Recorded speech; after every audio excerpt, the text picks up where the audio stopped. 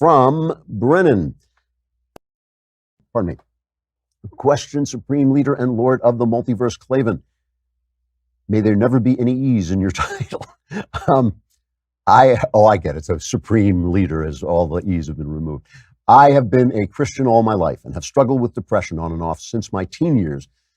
Today, I have a beautiful wife and a 2-year-old boy and a little girl on the way. When I watch your show and see you speak, what strikes me the most is the joy that I can see in you. I desperately want my children to see that joy in me as they grow up. How are you able to be so joyful, seemingly regardless of the circumstances? That's a really good question and a really smart reaction, because you do want children. You know, it doesn't, I used to say this to my wife, it doesn't help if you do the right thing. It doesn't help if you teach them the right thing. You have to show them that it is a joy to do the right thing, that it will enhance your life. And that is what children learn, and that is what they follow, and without becoming grim. First of all, you're right. I'm a joyful person. That is absolutely true. I am a joyful person. That does not mean I'm happy. Okay. We always have to make this distinction. We have to talk about what joyful is, right? Because when sad things happen, I'm sad. When happy things happen, I'm happy.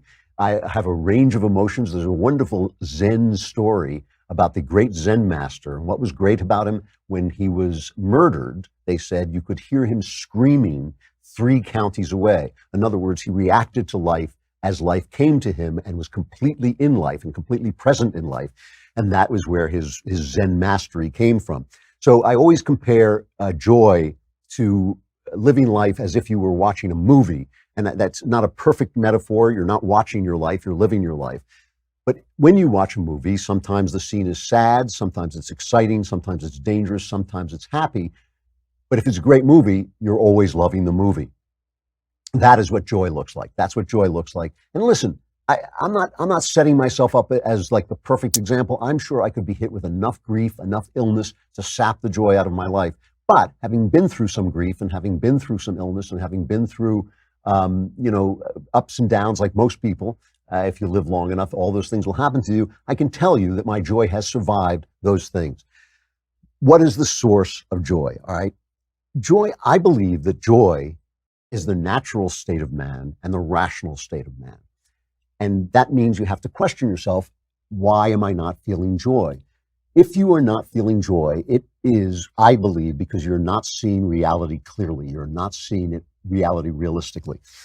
Let me see if I can explain this. Life is good. Life is a good thing. You love life.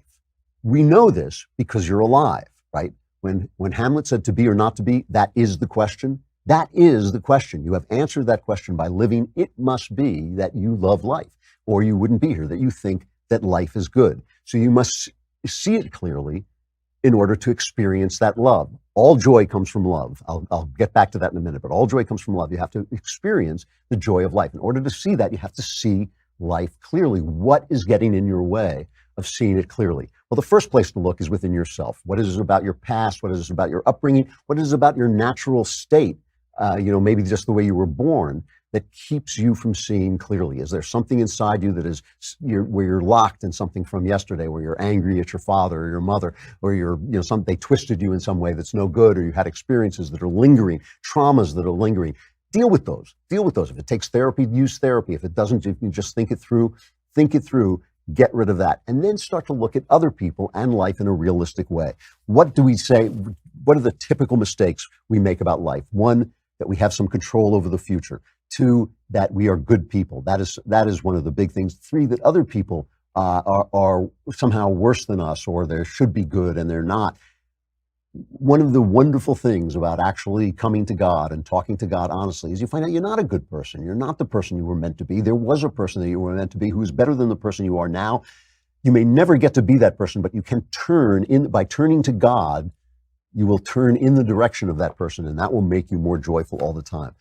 Life is full of suffering, and life ends, right? It ends. So if today things are going well and you're healthy and you have all the things that you need, you have enough to eat, you have a roof over your head, your children are fine, it's a good day. It's a good day, right? You don't have control over the future. Now, again, all of your joy, check it out. I mean, check it yourself. What makes you joyful? When do you feel joyful? You feel joyful when you love stuff, right? I one of the funny experiences of writing my memoir is all the time when we were raising children and having children, my wife and I would say to each other, more love, more life. When you have more love, you have more life. And it would be a saying. We would just bat it back and forth when the new baby was born. We said, more love, more life. When my wife read my memoir, she was my first editor, and she read the memoir. She said, I don't remember saying that. She didn't remember it at all. We used to say it all the time. But it is true. The more love, the more life, the more joy. When Jesus says to you, love God, love your neighbor, that's not a moral instruction. That is not do this so you will be a good boy and I will let you into heaven. It's a secret of life. He's telling you the secret of life. Love God, love your neighbor. You get more joy from the more the thing you love is worthwhile, the more joy you get. So when you love God, you get a lot of joy. When you love people, you get enormous joy. When you love football, you get a little bit of joy, right? It's not really that worthwhile. I love doing puzzles. That gives me a certain amount of contentment and joy. I love my work. That gives me a lot of joy. The more things you love and the more you notice that love, the more you notice what you love and the more you follow the love in your life, you will follow your way to joy. So, those are the answers. Look at yourself. Take a good look at yourself. Get a realistic picture of yourself. What is getting in the way of your realistic view of life? What is getting in the way of your joy?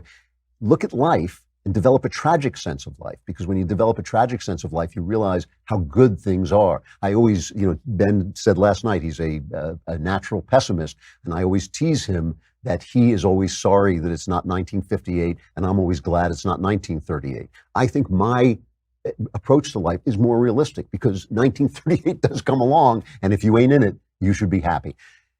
Optimism and joy are the only approaches to life that make sense if you are healthy and if things are going well, or even if you're just healthy, because even in the times of trouble, you will find there are things that you love, and those things will give you joy. And always, always, if you are here, you love life, so you should be full of joy.